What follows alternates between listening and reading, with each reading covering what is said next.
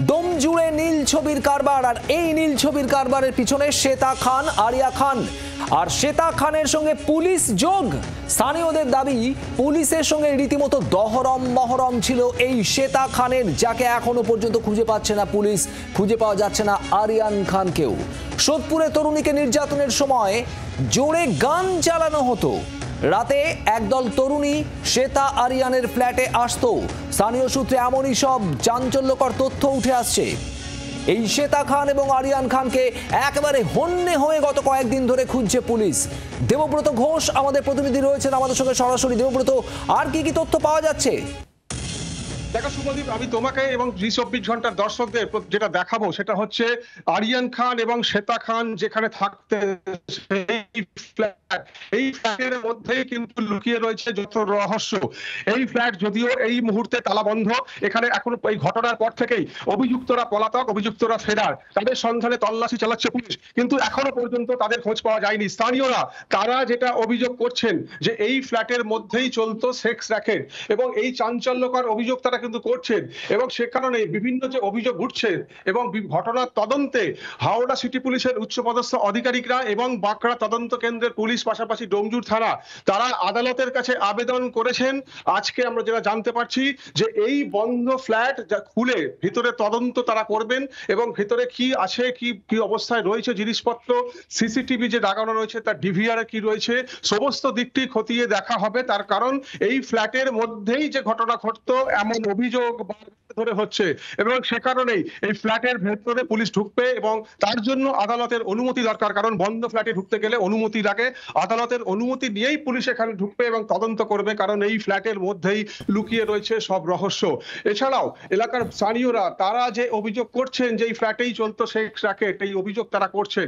Police সমস্ত দিকটি খতিয়ে দেখছে, কিন্তু সব থেকে বড় এই মুহূর্তে প্রশ্ন যে কোথায় গেল এই অভিযুক্তরা, তাদের এখনো পর্যন্ত কেন ধরা যায়নি। স্থানীয়রা জানাচ্ছেন যে তাদের প্রভাবশালীদের সাথে যোগাযোগ রয়েছে, শাসক দলের ঘনিষ্ঠ, এমন অভিযোগও করছেন। পুলিশ আধিকারিকদের সাথে যোগাযোগ ছিল তাদের, যে কারণে তার এই ধরনের ঘটনা ঘটলেও কেউ তাকে এখনো পর্যন্ত তাদের শুনতে পারেনি, এই অভিযোগ স্থানীয়রা করছেন। যদিও পুলিশের পক্ষ থেকে জানানো হচ্ছে যে সাম্প্রতিককালে কোনো অভিযোগ সেভাবে তারা পাননি, অভিযোগ পেলে অবশ্যই ব্যবস্থা নেবেন। স্থানীয়রা কি বলছেন, তাদের কি বক্তব্য এই শ্বেতা খান, আরিয়ান খানদের সম্পর্কে শোনাবো আপনাদের।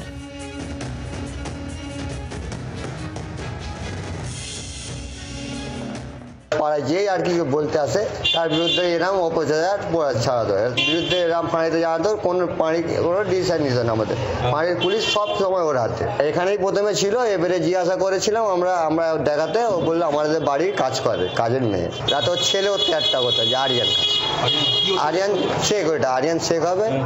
এবারে ওর তৈয়ার করতো, এবারে মা তো থাকতো না, মা রাত হলে চলে যেত, ভোর হলে সোজা এখানে আসতো, আরিয়ান ফের আসতো, নিয়ে গাড়ি গিয়ে সোজা গ্যারেজে গিয়ে পুড়ে দিত, মা উঠে চলে আসতো।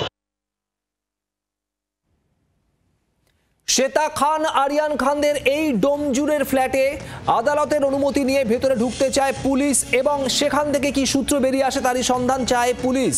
আর এদিকে প্রোডাকশন হাউসের আড়ালে যে পর্নোগ্রাফির ব্যবসা চালানোর অভিযোগ উঠছে, সে বিষয়ে একের পর এক তথ্য সামনে আসছে, একেবারে পেঁয়াজের খোসা ছাড়ানোর মতো একটার পর একটা বিস্ফোরক তথ্য।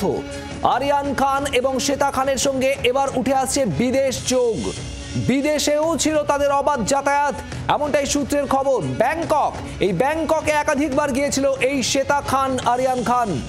ব্যাংককে কাদের সঙ্গে গিয়েছিল, কেন গিয়েছিল, এটাই এই মুহূর্তের প্রশ্ন।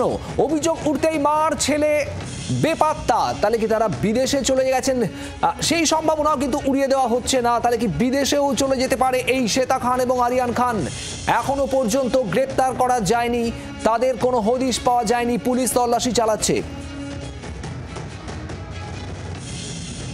বরুণ সেনগুপ্ত আমাদের প্রতিনিধি রয়েছেন আমাদের সঙ্গে সরাসরি। বরুণ, আর কি কি তথ্য উঠে আসছে, কেন এখনো কোনো হদিশ মিলছে না এই শ্বেতা খান, আরিয়ান খানের, কি বলছে পুলিশ?